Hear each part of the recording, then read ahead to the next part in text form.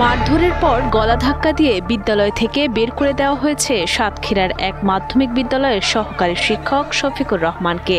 এমনকি পাশের ইউনিয়ন পরিষদে তাকে আটকে রাখারও অভিযোগ উঠেছে। এ নিয়ে চরম উত্তেজনা সৃষ্টি হয় বিদ্যালয় প্রাঙ্গণে। পরে বিদ্যালয়ের শিক্ষার্থীরা দলবদ্ধভাবে পরিষদে গিয়ে শিক্ষককে উদ্ধার করে আবার বিদ্যালয়ে ফিরিয়ে আনে। স্যার এখান থেকে নিয়ে যখন টানটানি যাচ্ছে তখন সব মনে করেন আমরা এখানে দাঁড়ায় আছি, কিন্তু আমাদের ভিতরে ঢুকতে দিচ্ছে না, ওই বড় বড় ভাইয়ের বাইরে ঢুকতে দিচ্ছে না। হেড স্যার এখানে দাঁড়ায় আমাদের সম্পূর্ণ দেখছে। স্যার বলতেছে কি তোমরা কোনো ভয় না নিয়ে তোমরা বাইরে যাও, গিয়ে স্যারকে উদ্ধার করে নিয়ে আসে, কোনো কিছু বলবে না। তা আমরা সবাই মিলে এবার গেছি, গিয়ে তাও তারা খুলতে যাচ্ছে না। এরপরে যখন হেড স্যার গিয়ে আরও হচ্ছে সভাপতি গিয়ে সেটা খুলে দিয়েছে, তারপর স্যারেরাকে আমরা বের করে নিয়ে আসছি। রবিবার সকাল 10:30টার দিকে সাতক্ষীরা সদর উপজেলার বল্লী মুজিবুর রহমান মাধ্যমিক বিদ্যালয়ে এ ঘটনা ঘটে। ভুক্তভোগী সহকারী শিক্ষক শফিকুর রহমান জানান, তার বিরুদ্ধে আনিত অভিযোগ সম্পূর্ণ মিথ্যা ও বানোয়াট। সাধারণত আমরা স্কুলে সকাল 8টার দিকে আসি, আমাদের স্কুলে যে অতিরিক্ত ক্লাস হয়, ক্লাস শেষে অফিসে বসে আছি। ঠিক 10টার বাজার সাথে সাথেই আমি 2-3 জন লোককে দেখলাম বাইরে। ওখান থেকে একজন শিক্ষার্থীর সাথে কথা বলছে। এরপর পরে আমাকে অফিসে ডাকা হলো। অফিসে ডাকার পরে আমাকে জিজ্ঞাসা করা হলো যে আমি কাল পড়াতে আসছি না। হ্যাঁ, পড়াতে আসছি। তো ক্লাস 10-এর কোনো মেয়ে পড়তে আমরা, হ্যাঁ ওরা দুটো মেয়ে বাংলা, সমাজ, ধর্ম এগুলো পড়ে।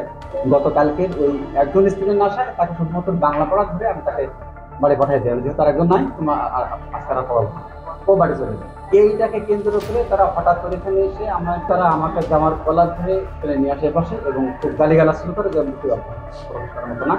পরে হেড স্যার তাদেরকে খুব বলেছিল যে আপনারা আমার প্রতিষ্ঠান যেহেতু আমি দেখবো, তারা কোনো কথা শুনেনি। আমাকে তারা টেনে নিয়ে আসে, আমাকে পড়ে যায়। পড়ে গেলে তারা থেকে আমার লাঠিও মারছে। পরে জামা কাপড় থেকে ওপরে উঠাইছে। পরবর্তীতে আমি আমার পকেটে যে টাকা পয়সা, মোবাইল ফোন সব পড়ে গেছে। স্যারের কাছে আমরা 2 জন পড়ি, কিন্তু ও সেদিন আসেনি। আমি গিয়েছি স্যারের ওখান থেকে গিয়ে একটা পড়া নিছি মাত্র, পড়াটা পাল্টাই নিয়ে চলে আসার পরে আজকে স্কুলে আসছি। স্কুলে আসার পরে বাইরে থেকে লোকজন আসছে, এসে আমার আগে হুমকি দিছে। হুমকি দেওয়ার পরে আমি স্যারের ওখানে গেছি, সিরাজ স্যারের ওখানে। বলছে যে তুই কোনো স্যারের সাথে কথা বলতে পারবি না, তোর কোনো স্যার নেই, এসব বলছে। আরো বাজে কথা বলেছে। পরে ওরা এখানে রাখছে, আমার ডেকে কথা শুনেছে। শোনার পরে স্যারের মারতে নিয়ে চলে গেছে। এ বিষয়ে অভিযুক্ত বিএনপি কর্মী ইউপি সদস্য রবিউল ইসলাম জানান, আমি স্টিল ছিলাম হেডমাস্টারের সামনে। তখন ওনাকে বলা হচ্ছে যে তুমি এখানে থাকবে না, এর সুষ্ঠু সমাধান না হওয়া পর্যন্ত তুমি স্কুলে আসতে পারবে না। এর পূর্বে তোমাকে নিষিদ্ধ করা হয়েছিল এই অকারেন্সের ভিতরে যেন তুমি যাবে না।